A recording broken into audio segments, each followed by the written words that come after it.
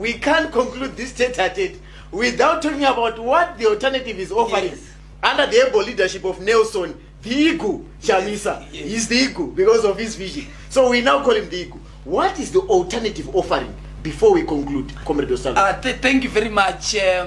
I'm very happy to speak about the alternative under Advocate Nelson Chamisa, the people's before anyone else. Yes, as the alternative, Brother Mlambo, we articulated the alternative under our smart policy blueprint. And when we articulated the same, critics or regime troglodytes thought it was just a dream, but it was Igu's view of what the future must look like. So this is what we propose, Brother Mlambo, that the leadership of Wamba Diawamba, or the Igu as you have framed him in the present juncture going forward, is that first we must deal with endemic corruption in this country.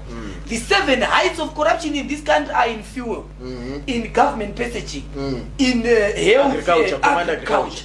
So the first thing we must be able to deal with is corruption. Number 2, Brother Mlambo, is we propose a creation of $100 billion economy in 10 years. We deal with macroeconomic stability. We deal with fiscal legroom of Zimbabwe's financial sector. We deal with, more important, under Nelson Chamisa, is restoration of the broken down social contract. Because the people of Zimbabwe, both online and in the physical space of this country, the four corners of this country, trust Advocate Nelson Chamisa as the legitimate leader to take us forward. So that on its own, Brother Mlambo, brings confidence in the economy. That when we have our own currency, it is backed by confidence of the ordinary citizen. But the ordinary people is a key player in the economy before we talk about policy. But also, fourthly, Brother Mlambo, it's about clear policies. And policies that are born out of consultation. But the current problem of executive tyranny is that policies are made at the top.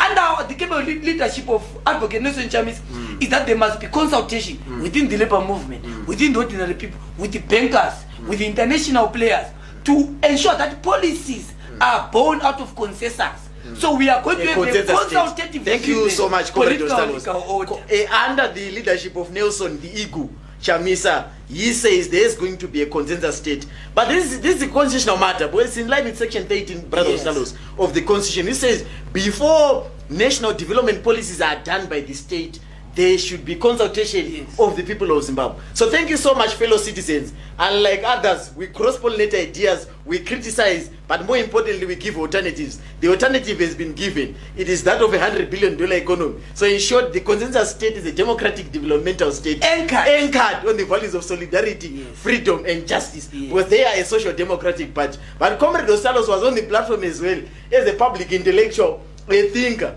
His political identity is that of political ideas, producing knowledge. Thank you so much for joining us. I remain yours truly, Ngobisi Damlabo, a revolutionary intellectual. I say rest in power to the men in the synagogue. Aluta continua. The struggle for a democratic developmental state, a consensus state, continues unabated. This is our struggle, and we are prepared to surrender ourselves before we surrender this particular struggle for change. I thank you.